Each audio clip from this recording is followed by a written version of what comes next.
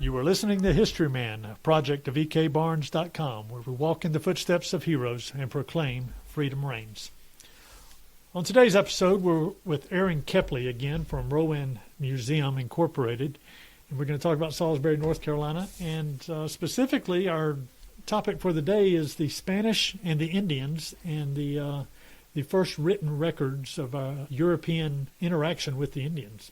So thank you, Aaron, for sitting down with us. Always a pleasure. Before we start, we want to acknowledge a couple of our partners in this podcast. Long Gone LLC in Camden, South Carolina, specializes in historic tours in the oldest continuous inland city of South Carolina. You can find them on Facebook at Long Gone LLC. We also want to recognize the Cultural and Heritage Museums of York County, South Carolina, including the Southern Revolutionary War Institute, and, of course, our friends at southerncampaign1780.org. Aaron, we want to we've talked on previous episodes about the Great Wagon Road and how that literally was Indian paths and war paths prior to that. What was the first European connection to this community, and when was it?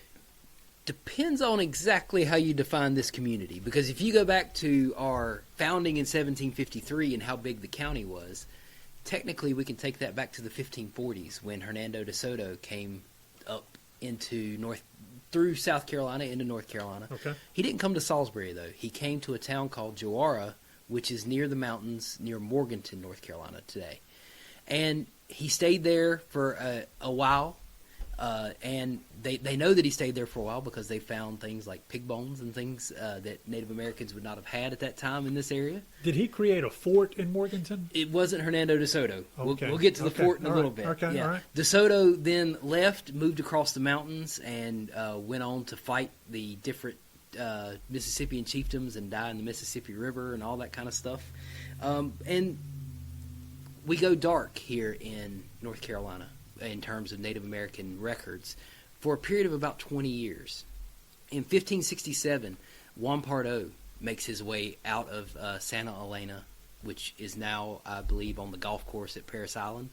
I forget exactly which hole. It might be the 9th hole on Parris Island. Right? Okay. That's where Santa Elena, the Spanish fort, is, the archaeological site. Yeah, he makes his way out of there and moves up to the Wateree River and starts to encounter Mississippian chiefdoms as he is coming up the Wateree into the Catawba River.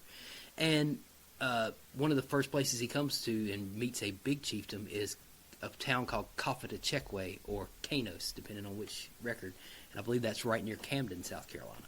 There's a big statue of King Hagler from the Catawba Nations in downtown Camden as we speak. Well, Catawba Nation held huge swaths of land from here in North Carolina, Morganton, all the way down to Camden, and even somewhere eastward of that too. And so the people that Pardo is meeting, they're not quite calling themselves the Catawba yet. Okay. But they are a Siouan-speaking language group. Okay. So, and these people would eventually become the Catawba. I see. He makes his way further up the Catawba Valley to that town called Jowara that De Soto had been at. Okay. And that's where he built a fort and leaves a garrison of men there, and then makes his way east, almost directly east, across North Carolina to the area that's now Salisbury. We don't know exactly where he went, but he came here to this area and met with a female chief of a town called Watari. And Watari. yes, Watari. We'll get to that in a minute as well. And as he's meeting with her, she brings in 39 lesser chiefs to meet with him here. Okay. Now, she is very interested in the Christian religion. So he leaves his chaplain at Salisbury. He spends about 2 weeks at Watari. And he leaves his chaplain whenever he goes back towards Santa Elena because they were worried about a French attack on Santa Elena. And he makes his way back down towards the coast. The chaplain is here for about 6 months with his assistant and actually teaches the Native Americans the different feast days of the week, teaches them how to say the prayers in Latin, and teaches them some Spanish. He's getting them to not eat meat on Fridays, as Catholics have traditionally done. He is actually starting the process of converting Native Americans. They're also doing things like mining during this time. The Spanish have a lot of records of different gem mines in between Salisbury and Morganton, places like Hiddenite today. There's actually records in Madrid of the original Spanish finder of those places. So technically, they might owe a little bit of money back to a Spanish family of a conquistador because they actually put claim to that back then. But so during this 6 months when this priest is here, like I say, he's doing all this teaching and everything. But he's getting so popular with the Indians, they start doing things like carrying him around on a litter on their shoulders. Word gets back to Pardo that this is happening, and Pardo gets jealous. So he sends a messenger inland and says, if you don't come out, I'm going to come in there and I'm going to hang you from a tree. So the Spanish chaplain comes out, and we go dark for just a little bit, though, because 1568, Pardo comes back in. He goes to Joara. They have to fight some battles out there. They build a couple forts, one as far west as the Pigeon River in Tennessee, which would be modern-day Cherokee country. Then he comes back across straight east to Guattari again. And while he's here, he builds a star fort. It's the only fort that they describe, and they describe it as an earthen star fort, much like, I imagine it to look much like what St. Augustine looks like, just instead of being made out of rock, it's made out of dirt. Where is that fort? Right beside that Spanish church, and we have no real good grasp on where that is, unfortunately. Wow. We have found Joara. Joara is a recorded archaeological site, but Guattari is not yet. We would love to find it, though, because that, like I say, that is the first that we know of Spanish mission in the interior of what is now the United States. So Pardo, after building the fort, leaves some men there, makes his way back down to the coast again because he fears another attack from the French.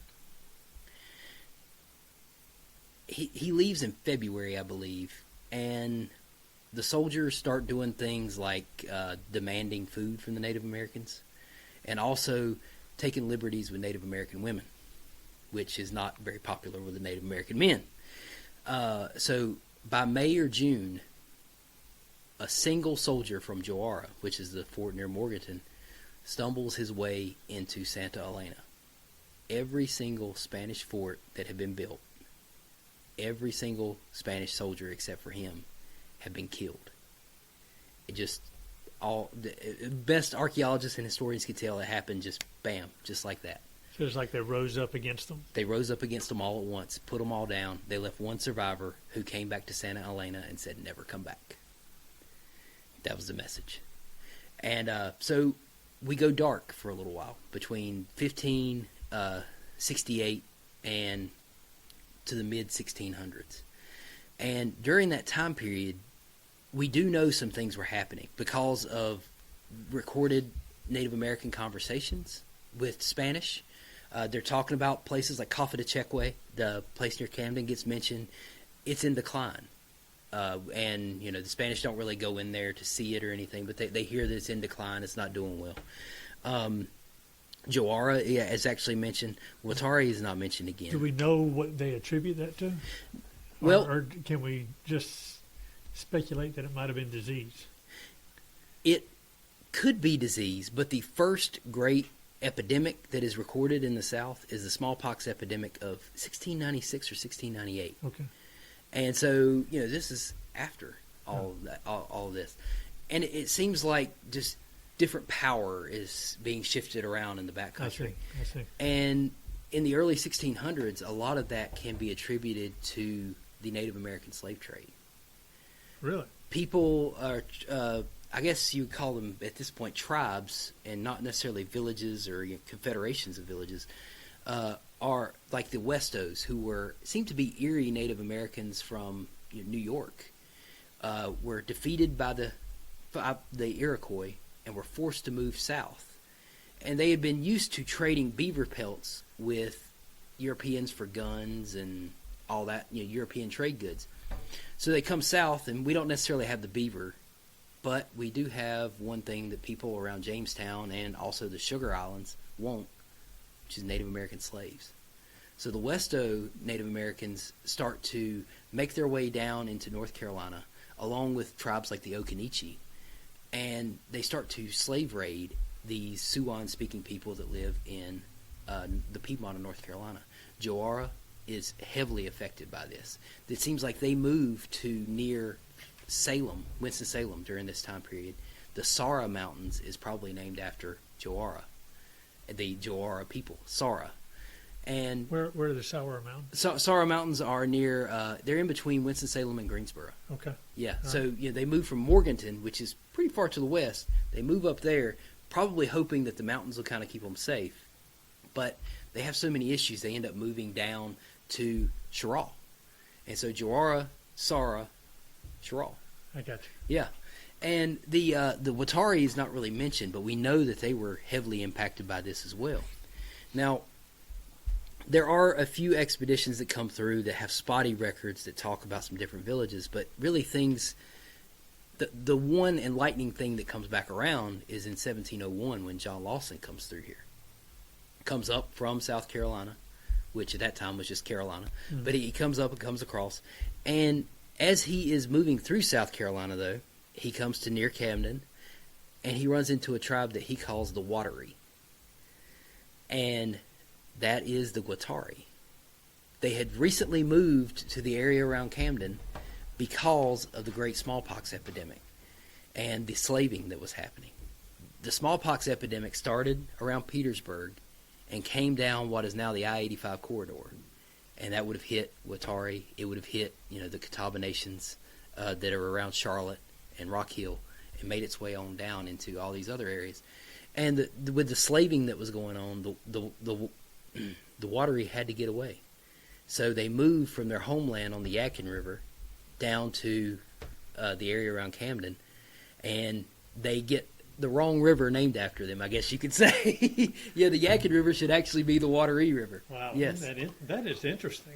Yes. Because you think, as a modern-day pauper of history that I am, there is a tendency to think, oh, well, the Cherokee have always been here.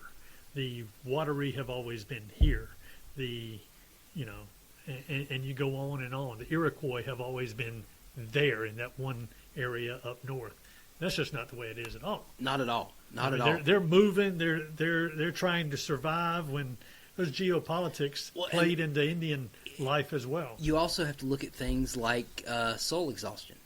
I'm sorry? Soil exhaustion. Soil exhaustion, yes. Because as you're planting corn and things like that, repeated planting of corn, any crop, if you plant it repeatedly, is going to exhaust the soil. Right, so it's not just a human problems, it's environment problems. Yeah. And interesting. And another thing that I have heard from archaeologists, Native Americans only wanted to carry firewood up to a mile from a village.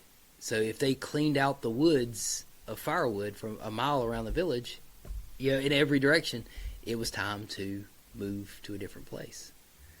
Kind of throws a little kink in some Native American legal actions where they claim that this particular section of the country was theirs and always was theirs, and God had given it to them, and this is the land of the, this particular Indian tribe. I think you could pull that back, not just Native Americans. I think you can pull that back to the greater human experience. Isn't that true? No, that is so true. Yeah, no human population has ever really lived in one place. You talked about the German people being, just from a religious standpoint, they would move from the eastern part of France over into Germany if they were a Protestant, or Catholic, right? Yeah. So. Yeah.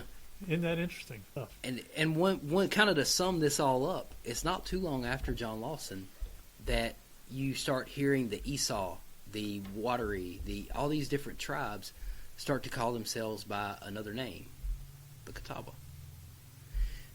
What happened?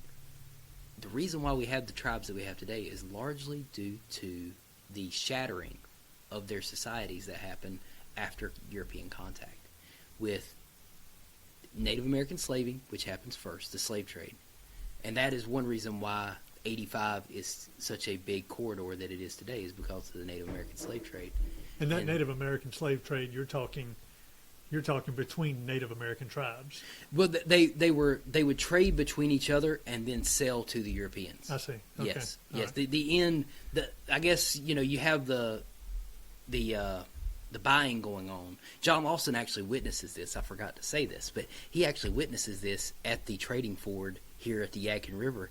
A group is brought in and is being traded while he is staying with a group here at the trading ford on the Yadkin River. So he is actually witnessing this as it's happening.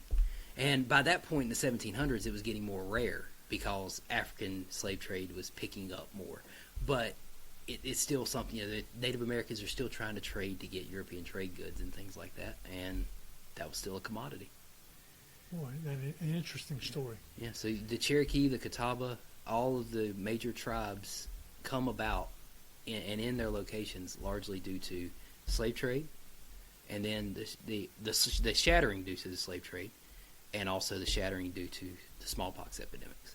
Jared Diamond has a book called Guns, Germs, and Steel, and he talks about that same phenomenon where you have more powerful groups come in with advanced weaponry, and then you have the germs that come along with that, and then with the advent of steel and guns, gunpowder.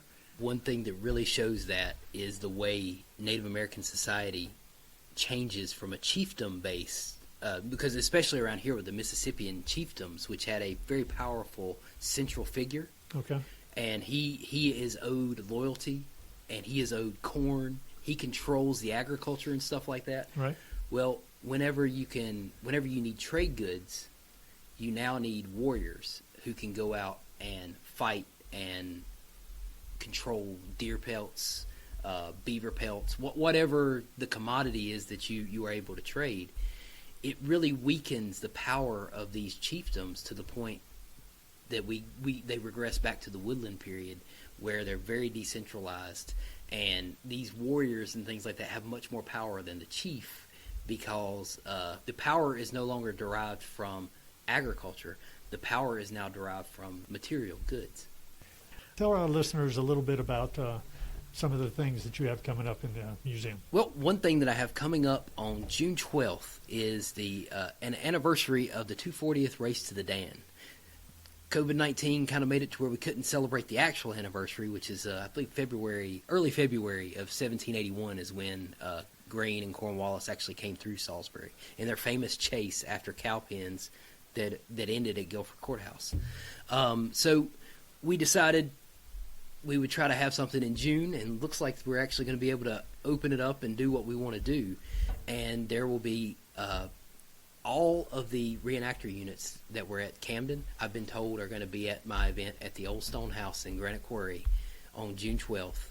And we're going to do different battle scenarios that would have been things that happened during the Southern campaign on this chase, artillery firing demonstrations. It's just going to be a great day, and I invite anybody to come on out. How would they reach you? If they were interested in that, how would they reach you? Well, you can go to rowanmuseum.org and click on events, or Spell that. ROWANMUSEUM.org, and then click on events, or like us on Facebook. And I think it's at Rowan Museum. And yeah, if you want to come out, we would love to have you, and we'd love to see you that day. I know it's going to be a great event, and you compared it to the one in Camden. I know Camden grows and grows every year as interest leading up to our 250th anniversary of the Revolutionary War is coming up soon. This is a great prelude to that, and I'm sure our listeners would love to see that happen or participate in that. So thank you so much. Appreciate it, Aaron. Thank you for having me again. I definitely appreciate it. All right.